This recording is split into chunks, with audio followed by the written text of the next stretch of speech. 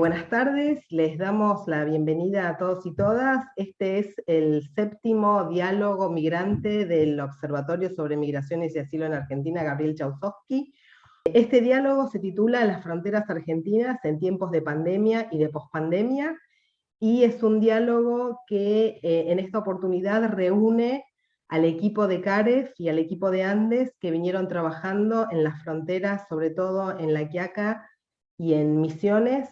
entre marzo de 2020 y noviembre de 2021, cuando las fronteras estuvieron cerradas.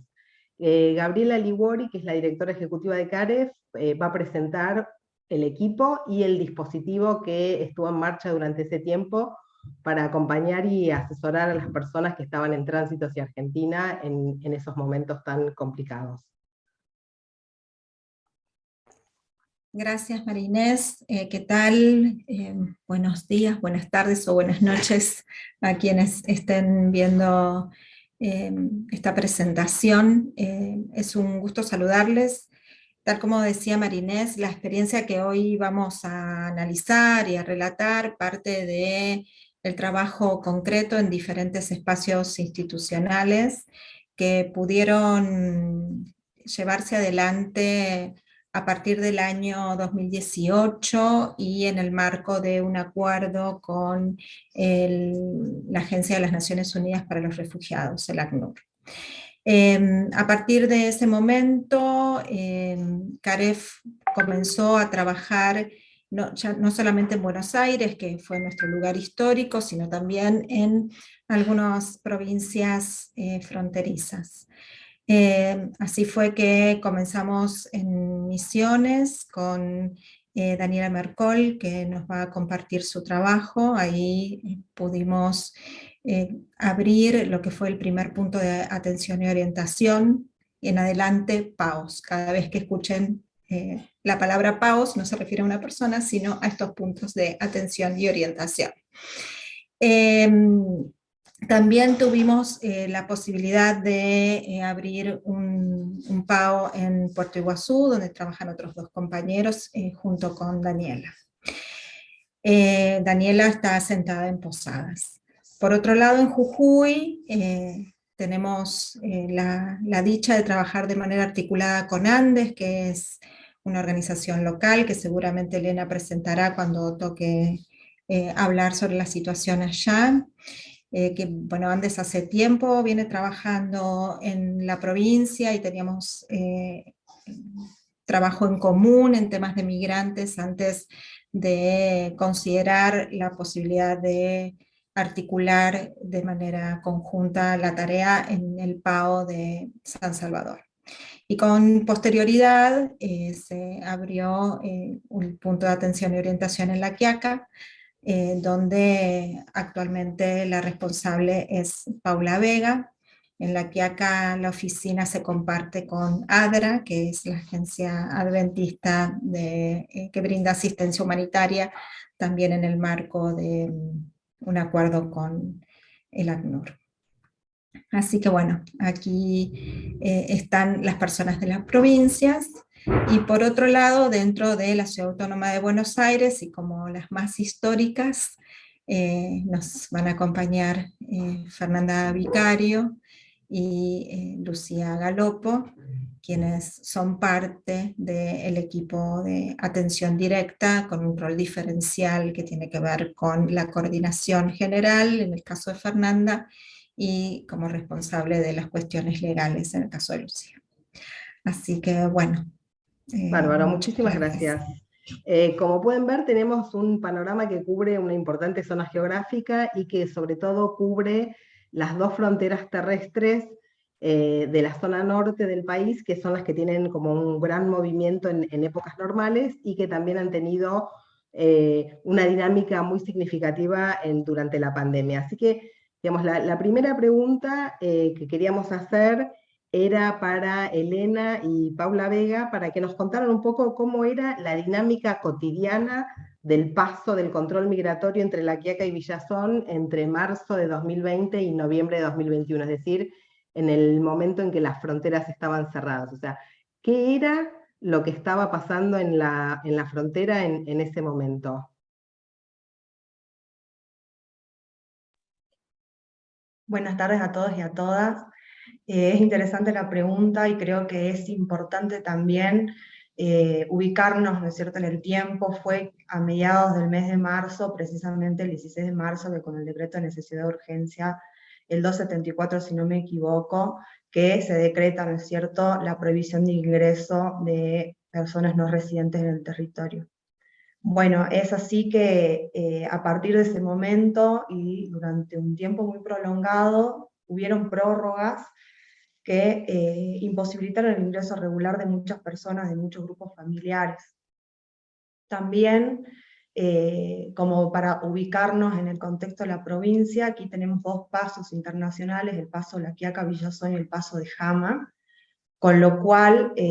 mirándolo también de manera geográfica, decirles que no hay accidentes geográficos que impidan, ¿no es cierto?, el paso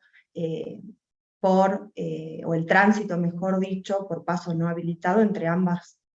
mirando a La Quiaca-Villazón puntualmente, ¿no? Y que impidan el tránsito,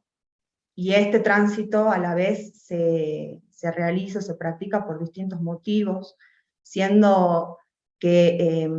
en primera medida se ve, ¿no es cierto?, como una cuestión, una actividad muy importante, el intercambio comercial. Intercambio comercial que no cesó durante todos estos meses, ubicándonos entre marzo y noviembre, y a la par también la motivación de las personas de reencontrarse con sus familias o a la vez solicitar, pedir protección internacional al Estado, ¿no? Entonces, en este contexto,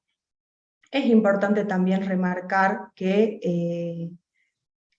puntualmente las peticiones del reconocimiento de la condición de refugiado o refugiada en estado, ¿no es cierto?, inaplicables en ese momento, en este marco desde marzo del 2020 hasta noviembre del 2021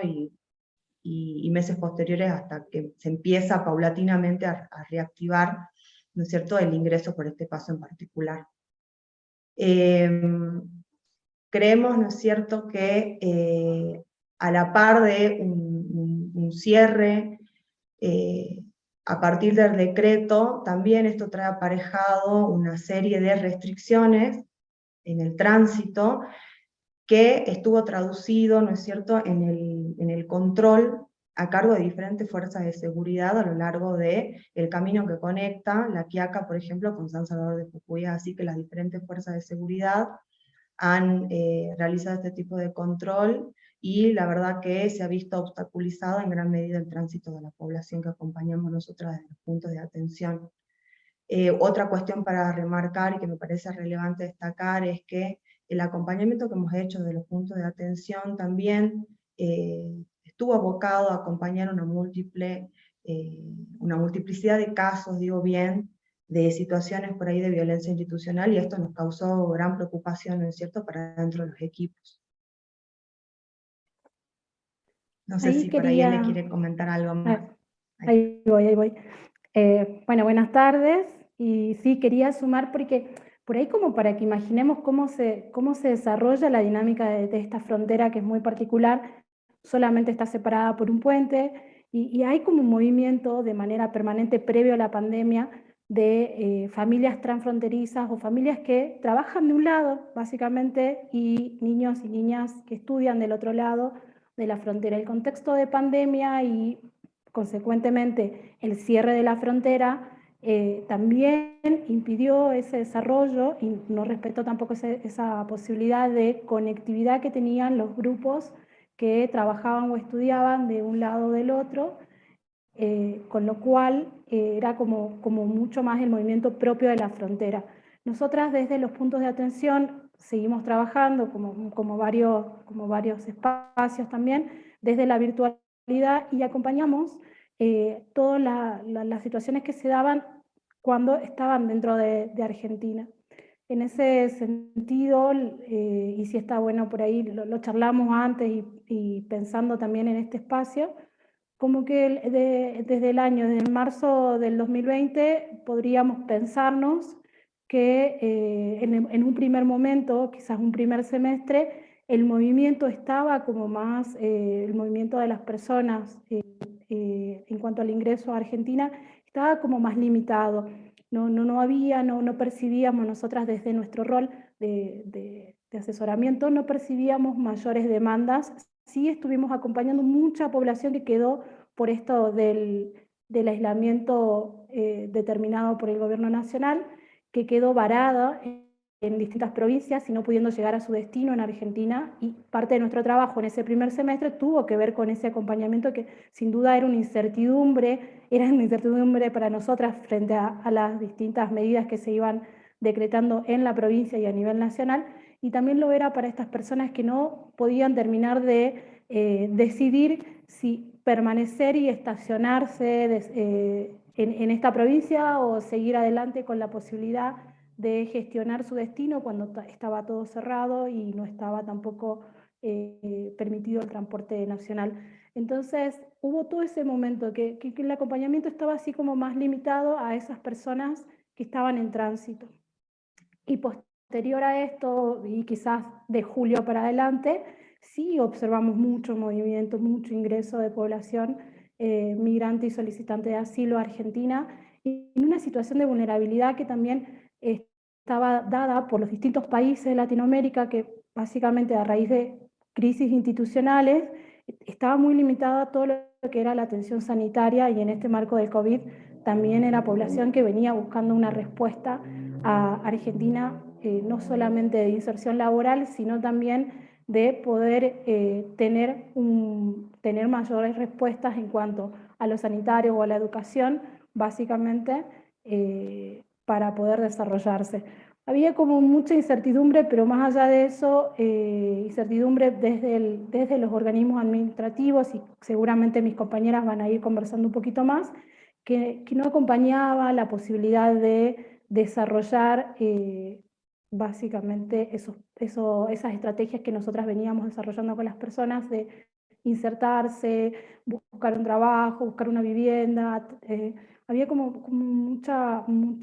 ansiedad también por poder resolver en un contexto de fronteras cerradas y en una limitación. Jujuy en ese momento determinaba salidas de manera ordenada por la terminación de un DNI, no reconociendo la documentación de la población que es extranjera y siendo una provincia de frontera. Entonces tampoco había como mucha certeza de cuándo la población podía como desarrollar su vida si el mismo gobierno no podía acompañar ese proceso. Fueron como meses muy complejos, y como para no extenderme mucho, pero sí decir que a partir del año 2021 se fue como desarrollando mucho más la movilidad y el ingreso a Argentina, y la frontera de La Quiaca Villazón recién este año, el 3 de enero, abrió de manera paulatina, si se quiere, su frontera, porque todavía faltaba un poquito más el tema administrativo. Por ahí capaz que después volvemos y vamos como acompañando un poquito más, pero básicamente para nosotras la dinámica de frontera en contexto de pandemia se vio muy afectada por ese cierre y por esa limitación que se hizo a familias, sobre todo transfronterizas, pero también al ingreso de las personas que tenían o encuadraban dentro de la posibilidad de solicitar protección internacional cuando el paso internacional estaba cerrado, y eso finalmente no se permitía y no se lograba acceder. Nada, Bárbaro. si querés agregar algo. Sí. Bárbaro, Elena, la verdad, muchísimas gracias, creo que es súper claro. O sea que básicamente lo que estás diciendo es que hubo como tres momentos. Un primer momento de mucho cierre, donde apenas había algunos movimientos transfronterizos, y el trabajo con las personas que habían quedado varadas en el tránsito en el momento del cierre de fronteras, y una reactivación del movimiento de las fronteras más o menos a partir del segundo semestre de 2020, ¿no? Y Daniela, en Puerto Iguazú, o sea, en la frontera entre Argentina y Brasil, ¿la situación fue similar? ¿Vieron algo parecido? Hola, ¿cómo están? Sí, la dinámica en la provincia y, bueno, específicamente en la zona de Puerto Iguazú fue bastante similar a todo lo que comentaron Paula y Elena en relación a estas cuestiones de restricciones y decretos y el cierre concreto de fronteras. Afectó mucho a la dinámica de tránsito vecinal propio de esta zona, pero bueno, sin dudas a la migración de familias que venían de otros países, de zonas más alejadas a la frontera. A mí me gustaría como poder compartir un poco algo más referido a realmente la dinámica geográfica de la frontera, que es lo que generaba mucha inseguridad en las personas que querían ingresar a Argentina. Digamos, Misiones es una provincia que tiene la mayor parte de la frontera son límites internacionales, que limita, bueno, con Brasil y Paraguay, y el río es muy amplio, y cuando estas familias o las personas llegaban a Foz de Iguazú con intenciones de ingresar al territorio argentino y se encontraban con, bueno, por supuesto, la frontera cerrada, se emprendían tránsitos muy inseguros, hostiles, digamos, porque el río es muy ancho y en general las personas llegaban o al aeropuerto de Foz de Iguazú o a la terminal de ómnibus. Y en general se encontraban con personas que informaban o brindaban información o bien ayudaban a ingresar al territorio argentino, que esto promovía estos ingresos irregulares con todas las consecuencias que fue trayendo después. O sea, nosotros como equipo, más allá de todas estas cuestiones que mencionaban Paula y Elena, relacionadas al derecho a transitar, al derecho a la solicitud de asilo, esto, digamos, el cierre de fronteras generó situaciones de mucho peligro para estas familias y personas que tenían intenciones de ingresar. Estaba como armada una dinámica en la que las personas, si no lograban cruzar en lanchas, hacían 300 kilómetros, 200, 300 kilómetros dentro de Brasil para ingresar por otra frontera, que es una frontera seca que tiene, prácticamente seca que tenemos, que es en Bernardo de Irigoyen. Entonces había ahí todo, o sea, sumado a todo el tránsito que habían hecho estas familias de cientos de kilómetros, algunas habiendo estado intentando insertarse en otras ciudades dentro de Brasil, llegaban agotadas y emprendían ese tránsito y todo ese movimiento dentro de Brasil, sumado, bueno, a las dificultades del idioma, y desde, digamos, y hacían toda esa vuelta para llegar a Puerto Iguazú. Una vez que estas familias o estas personas llegaban a Puerto Iguazú y se contactaban con el equipo de CAREF, bueno, avanzábamos con la atención y el acompañamiento, y promovíamos como el cumplimiento digamos, de los protocolos sanitarios y el aislamiento correspondiente. Pero una de las cosas que más nos preocupaba y nos hacía ruido era cuando las familias se contactaban con el equipo desde Brasil, tipo, bueno, queremos ingresar porque necesitamos reunificarnos con nuestra familia, o porque necesitamos ir a Argentina por alguna cuestión de salud, o bien porque ya habían agotado en contexto de pandemia en Brasil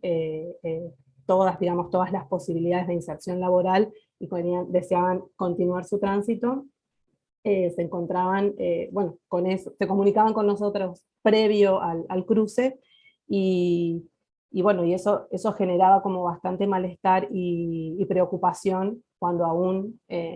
con las fronteras emprendían estos tránsitos peligrosos. Digamos, como sumado a lo que comentaban las chicas, en esta región, en esta zona, sucede eso. O sea, básicamente lo que queda claro es que más allá de que haya habido una pandemia y que se hayan cerrado muchas de las fronteras dentro del continente, las necesidades de trasladarse de las familias y de las personas no fueron como puestas en pausa, y en este contexto, digamos, probablemente no inmediatamente de comenzada la pandemia, ni en los momentos como más inciertos por ahí de principios hasta mediados de 2020, lo que empezaron a ver fueron estos desplazamientos de personas desde distintos países, ¿no? O sea, vos mencionabas Brasil, pero también habían mencionado personas y familias que venían desde Perú o desde Colombia o desde Ecuador, y muchas de estas eran familias venezolanas que habían estado cierto periodo en esos países, y como decía Elena, o sea, el contexto de pandemia les dificultó mucho más las situaciones de vida, el acceso a salud y demás, y decidieron como seguir con procesos de reunificación familiar, en muchos casos en Argentina, ¿no? Sí, sí, en general, la mayoría de las personas que atendimos en el PAO de Puerto Iguazú fueron de nacionalidad de personas venezolanas, algunas peruanas, colombianas también, es como que el corredor que utilizan, digamos, los vuelos de cabotaje, como se le dice dentro de Brasil, favorece que el tránsito pueda ser un poco más económico cuando se activaron algunos vuelos, y si no, la mayoría eran tránsitos desde estos terceros países dentro de Brasil en colectivo o bien a dedo. Y digamos, por lo que cuentan también, lo que es claro es que las familias y las personas buscaron como distintas formas y distintos sitios en los cuales pudieran ingresar al territorio, ¿no? Y como ustedes mencionaban, digamos, estos ingresos fueron, digamos, por pasos no habilitados, o sea, fueron ingresos en contextos de frontera cerrada, ¿no? Con lo cual esas personas no tienen el registro de su ingreso al país, que es como lo que hubieran tenido en un contexto normal. O sea, las personas llegan al control migratorio, les ponen un sello, ingresan al territorio y siguen como su recorrido, ¿no? Entonces, o sea, por ahí lo que quería preguntarle a Lucía es, ¿qué es lo que pasa cuando las personas no tienen este sello de ingreso al territorio, ¿no? O sea, digamos, ¿qué pasa en general y qué es lo que pasó concretamente en este periodo de fronteras cerradas? Gracias, María Inés. Hola a todos y todas. Bueno, empiezo por la segunda parte de la pregunta para ir en línea con lo que fueron exponiendo las compañeras, y después retomamos, si quieren, la parte más general. Como bien dijeron las compañeras, hay como se puede ordenar el contexto de fronteras cerradas en diferentes momentos. La realidad es que el cierre de fronteras tan estricto de todas las fronteras en simultáneo es algo absolutamente inédito para nuestro país, para toda la región en particular.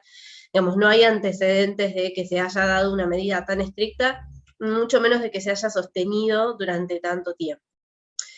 Y eso de alguna manera lo que generó es que las respuestas del Estado a la movilidad humana en ese contexto tan excepcional no estuviesen del todo claras ni estuviesen del todo planificadas. Claramente se trató de un contexto imprevisto y que se impuso de repente por una circunstancia externa que nadie podía prever, y eso fue haciendo que las respuestas se fueran modificando a medida que transcurría el tiempo o que se iban generando distintas situaciones. Por eso al inicio teníamos lo que contaban las chicas de las personas que estaban en tránsito, que habían quedado varadas cuando apareció la pandemia, que no estaba en sus planes la permanencia tan prolongada en los países de tránsito, y hubo respuestas, tal vez no todas las que nos hubiese gustado, pero hubieron respuestas de permitir las reunificaciones familiares o de hacer excepciones, porque eran personas que claramente habían iniciado su movilidad mucho antes de la pandemia y habían quedado varadas en el tránsito. Después hubo un tiempo donde la movilidad estuvo bastante restringida en general, digamos, donde incluso las personas tampoco se desplazaban porque también había mucho temor respecto del impacto sanitario y del virus en general.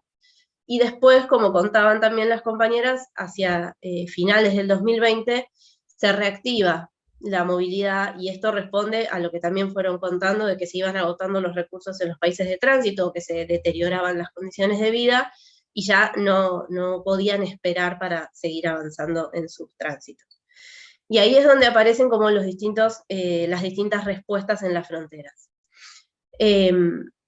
Lo llamativo o lo curioso es que las personas que hicieron los tránsitos irregulares en este contexto lo hicieron por los lugares donde están los controles fronterizos. Es decir, las personas se acercaban a los lugares con la intención de encontrarse con una autoridad migratoria, de poder presentar su situación, presentar su documentación y hacer los tránsitos en forma regular, y lo que encontraban era que no había autoridades presentes en las fronteras porque los pasos estaban completamente cerrados. Al inicio, durante los primeros momentos de los movimientos irregulares, en función de lo que íbamos atendiendo en los distintos puntos de atención y orientación, identificábamos que había muchas personas que los desplazamientos los hacían en condiciones de necesidades de protección internacional, es decir, con la posibilidad de solicitar asilo. Y muchas de esas personas lograron acceder al sistema de asilo a través de un mecanismo virtual que dispuso la CONARE al inicio de la pandemia.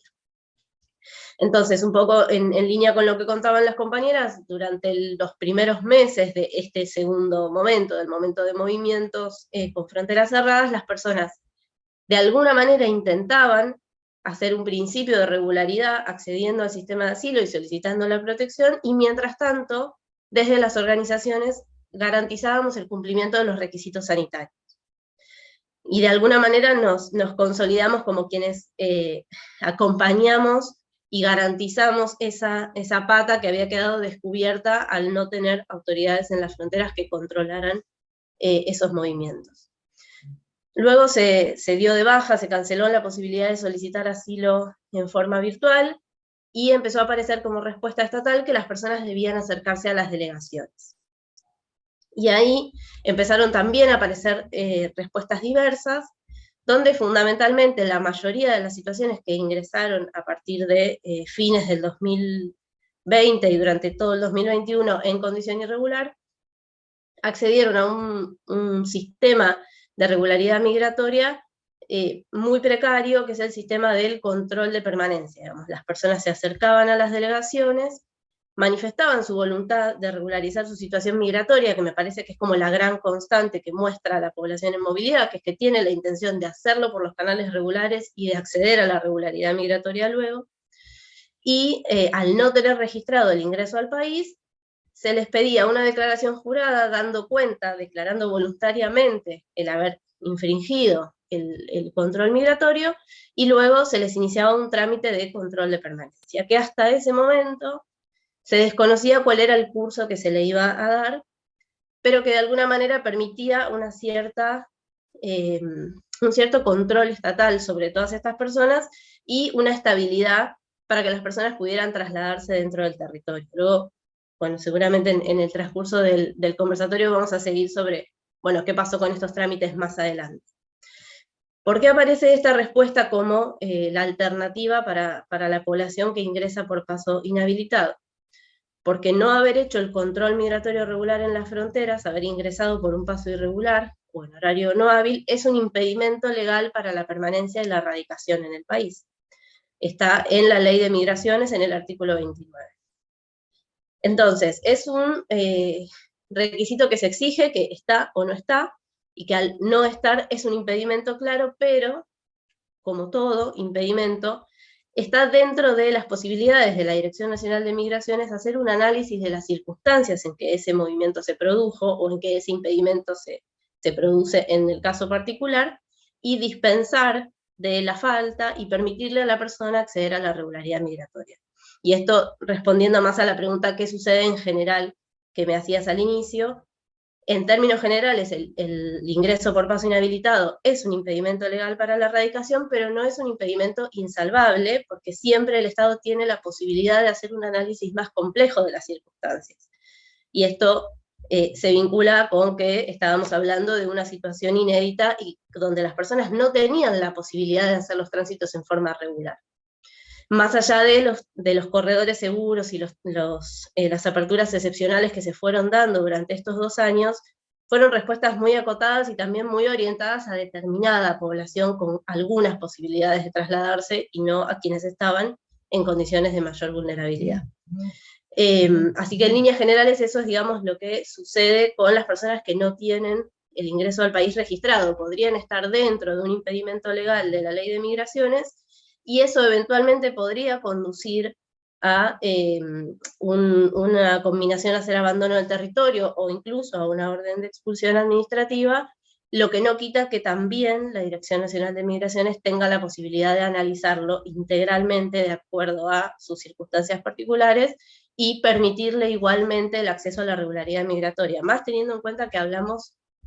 mayoritariamente de población proveniente de países del Mercosur, donde hay acuerdos de residencia en el marco de la región, que permitirían hacer algunos análisis un poco más complejos y abarcativos de la situación, y no quedarse solamente con la mirada administrativa de chequear los requisitos y solo el control migratorio, sino entender la política migratoria más integralmente. Pero bueno, lo dejo por acá y en todo caso luego retomamos. Bien, bueno, si les parece, sigo un poco el análisis. Buenas tardes, buenos días a todos, todas. Pensando un poco, bueno, en base a esto que trae Lucía, ¿cuál es la situación actual de las personas que ingresaron mientras las fronteras estaban cerradas y no tienen comprobante de ingreso, ¿no? Parte de esto por ahí, en términos de lo que plantea la ley, lo fue adelantando Lucía, pero bueno, en principio, la situación que observamos nosotras es que quienes ingresaron en contexto de aislamiento obligatorio y cierre de fronteras se encuentran actualmente con trámites iniciados en migraciones con intimaciones, esto último que estábamos diciendo, ¿sí? Es decir, que estos trámites en los que la autoridad migratoria solicita que se cumpla con el requisito del sello de ingreso, que obviamente, dado el contexto en el que ingresaron estas personas, es imposible de cumplir para todos estos trámites. Entonces, las personas reciben intimaciones o combinaciones de hacer abandono al territorio, lo que implica además declarar la irregularidad migratoria de la persona, ¿no? de grupos familiares enteros. Las personas esperan poder regularizar su situación migratoria, esto que decíamos antes también. Por eso es que, a pesar de no contar con el requisito de ingreso, en su mayoría han decidido iniciar trámites de redactación con la expectativa de estar regular en el territorio, y se han acercado a las diferentes delegaciones pidiendo asesoramiento respecto de cómo resolver estos trámites. Lo que encontramos actualmente como respuesta oficial, o que las personas nos acercan respecto a cómo resolver estos trámites, es que las personas, las familias, grupos enteros salgan del territorio y vuelvan a ingresar, sellando esta vez el ingreso, ¿no?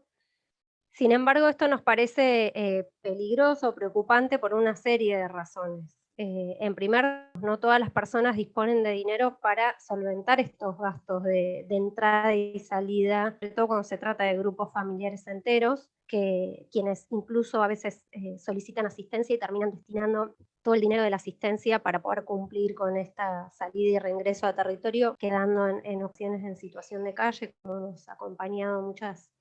de ellas,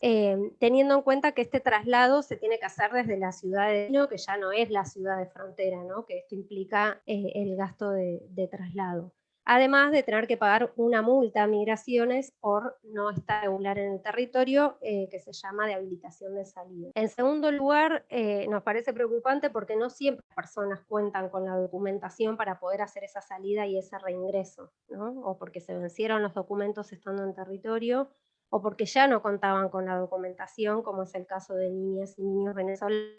con partida de nacimiento,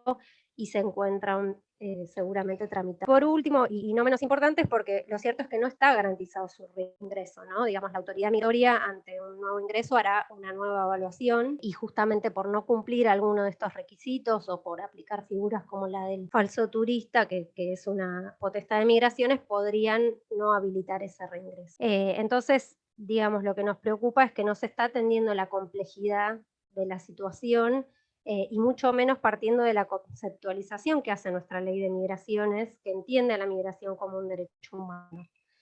Sumado a todas las herramientas que mencionó antes Lucía respecto a lo que ofrece nuestra ley para poder dispensar a las personas del sello de ingreso, ¿no? En este momento, por ejemplo, hay un régimen especial de regularización para nacionales de Senegal o del CARICOM, que justamente prevé vías para dispensar del sello de ingreso. Ahora bien, esta misma pregunta puede ir aplicada respecto, o puede ser entendida en líneas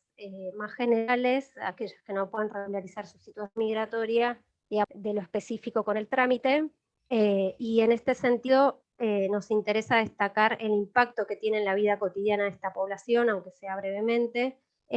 porque si bien es cierto que nuestra ley garantiza el acceso a derechos en igualdad de condiciones que nacionales, lo cierto es que, sobre todo en lo que respecta a derechos sociales, no contar con un DNI implica no acceder a programas sociales, por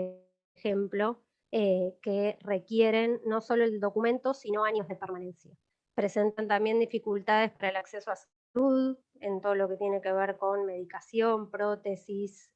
también en lo que implica revalida de títulos u obtención de títulos una vez culminado los estudios, dificultades en el acceso al empleo, a cuentas bancarias, registro de conducir. Bueno, hay una lista bastante larga de dificultades que obstaculizan la reproducción cotidiana de las personas migrantes y refugiadas que no cuentan con DNI a pesar de haber hecho todos los esfuerzos para lograrlo. Entonces, bueno, un poco a modo de cierre, entendemos el enorme desafío político que implicó hacer frente a un momento histórico como el que nos tocó vivir en pandemia, y bueno, esperábamos que las soluciones pudieran estar a la altura de... Entonces, un poco, digamos, el panorama que están planteando tiene que ver con personas que en el contexto de pandemia atravesaron situaciones en los países en los que estaban viviendo de mucha, digamos, preocupación o de mucha necesidad, que en ese contexto hicieron traslados de, imagino que varios miles de kilómetros, o sea, que es la distancia que hay entre Argentina y Perú, o Colombia, o Ecuador, o Venezuela, o muchas de las ciudades de Brasil. Hicieron esos ingresos, como contaba Daniela,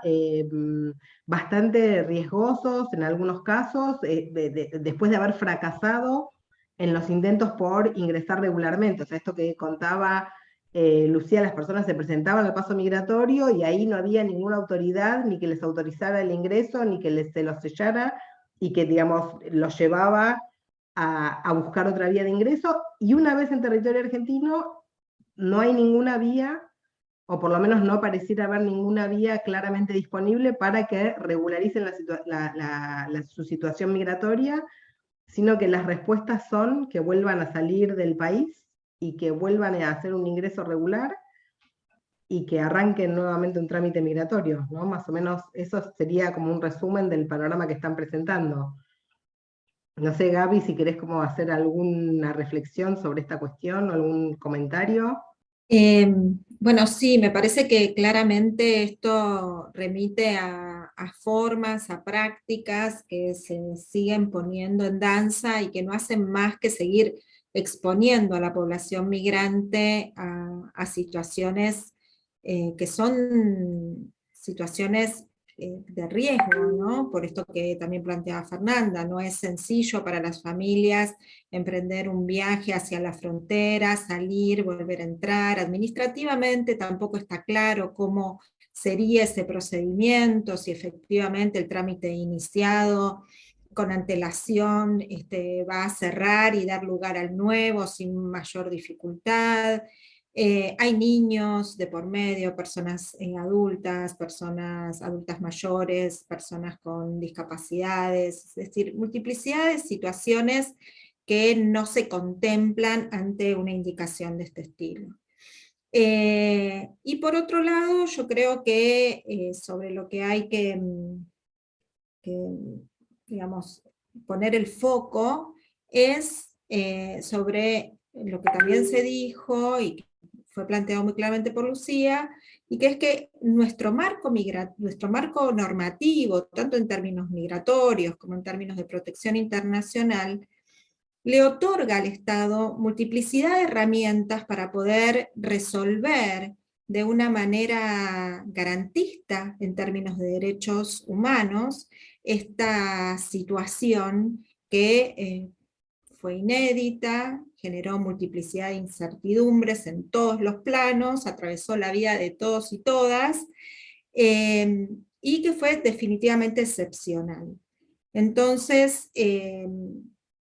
la necesidad de pensar una política pública que pueda abordar en términos de derechos una resolución a lo que se generó durante la pandemia, que es familias, personas con, digamos, tránsitos que fueron muy largos, muy tediosos, en muchos casos riesgosos, en muchos casos expuestos a situaciones de abuso, de maltrato institucional, etcétera, etcétera, que hoy en día habitan nuestro territorio, que no tienen sello de ingreso y que tienen el deseo de permanecer en nuestro país, de hacer su vida en nuestro país. En un país que reconoce a la migración como un derecho, ¿no? Como un derecho humano y que plantea que el Estado debe garantizarlo. Entonces, creo que ahí hay una cuestión política donde el Estado debiera hacerse eco de sus propias normas, por un lado. Y por otro lado hay cuestiones muy técnicas jurídicas, en las cuales esas normas le brindan herramientas para poder resolver